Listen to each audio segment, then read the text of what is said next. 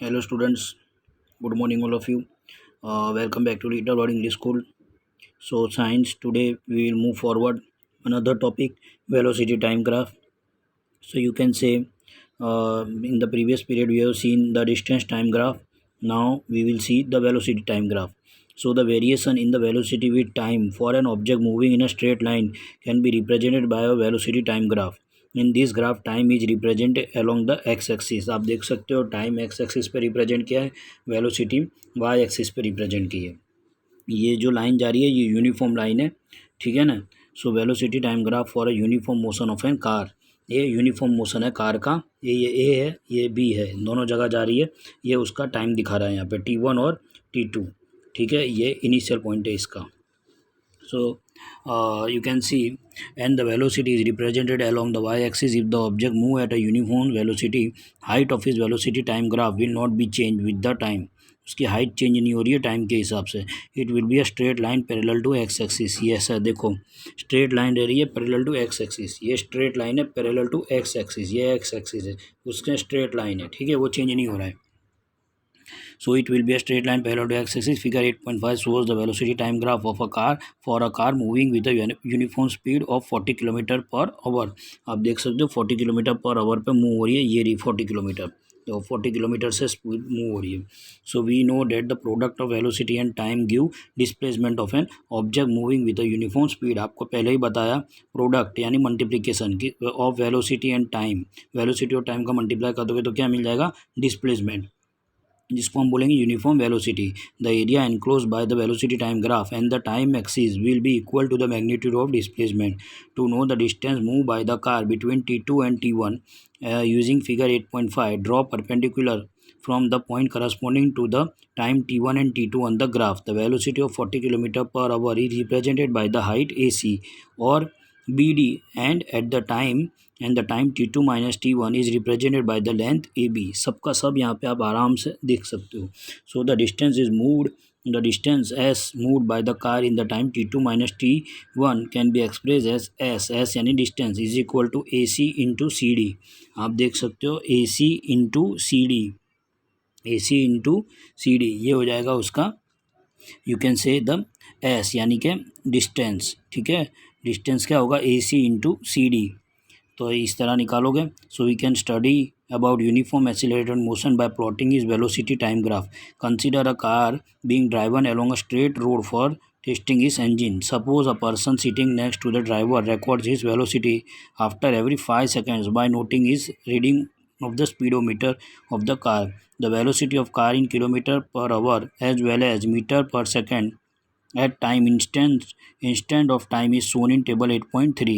और ये जो नोट कर रहा है उसका टाइम, ये रहा, ये टाइम है जो कि सेकंड में है. वेलोसिटी ऑफ अ कार है जो कि मीटर में है और 1 किलोमीटर में है. अलग अलग है, आप देख सकते हैं, ठीक है. So velocity of car at regular interval of time. तो क्या होगा in this case the velocity time graph for the motion of a car is shown in figure 8.6. आपको ये फिगर 8.6 में दिखाया गया. ये वेलोसिटी है देखो, और ये टाइम है. The nature of the graph shows that the velocity changes by equal amount interval of time. Thus for all uniform accelerated motion the velocity time graph is a straight line. ठीक है, याद रखना ये बात. Uniform accelerated motion में velocity time graph कैसा होगा, straight line होगा. कैसा होगा, स्ट्रेट लाइन. किस में, यूनिफॉर्म एक्सीलरेटेड मोशन में. ये बात ये लोग याद रखना आप लोग अच्छी तरह से. You can also determine the distance moved by the car from its velocity time graph. The area under the velocity time graph gives the distance moved by the car in a given interval of time. If the car would have moving with uniform velocity, distance traveled by it would be represented by the area ABCD under the graph 8.6. आप देख सकते हो.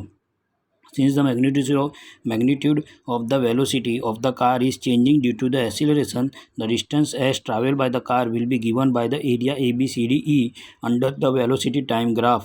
That is, S is equal to area ABCDE is equal to area of rectangle ABCD plus area of triangle ADE.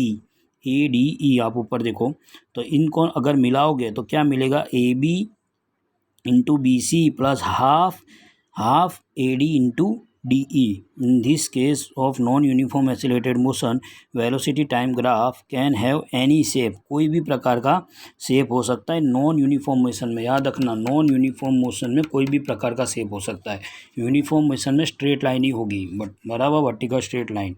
जैसे कि ये देखो, कोई भी मोशन प्रकार का शेप हो सकता है. आइदर ऐसा भी हो सकता है, नीचे जा रहा दिख रहा है, और ऐसा भी हो सकता है. So figure 8.7 shows a velocity time graph that represents the motion of an object whose velocity is decreasing with the time, while 8.7b shows the velocity time graph represent the non-uniform variation of velocity of a object with time. Try to interpret this graph. और आपको interpret करना है, ठीक है. और ये activity दी है, आप लोग एक्टिविटी एक बार रीड कर लेना. ये दूसरी एक्टिविटी दी है जस्ट फॉर योर नॉलेज, ठीक है. नेक्स्ट टॉपिक हम लोग करेंगे, that is equation of motion by graphical method. अब इक्वेशन ऑफ मोशन कैसे निकालेंगे? By graphical method. Try to understand is basic. When the object moves along a straight line with uniform acceleration, it is possible to relate its velocity, acceleration during motion, and the distance covered by it in a certain time interval by a set of equation known as equation of motion. इस तरह से भी पता चलती है. There are three such equation. These are, पहली है v यानी वेलोसिटी, वी और फाइनल डेस्टिनेशन बराबर velocity, v is equal to u plus a t, ये पहला है. दूसरा distance, s is equal to u t plus half a t square, u t plus half a t square, and 2as is equal to v square minus u square. तीनों equation है, equation of motion. So where u is the initial velocity of an object which moves with uniform acceleration a for time t, v is the final velocity, and s is the distance traveled by the object in time t. Equation 8.5 describes the velocity time relation, and equation 8.6 represent the position time relation, which represent the relation between the position and the velocity can be obtained from equation 8.5 and 6 by eliminating t. These three equation can be derived by the graphical method. अब हम आगे वो method देखेंगे एक एक करके. सबसे पहले 8.5.1 नेक्स्ट पीरियड में. Thank you.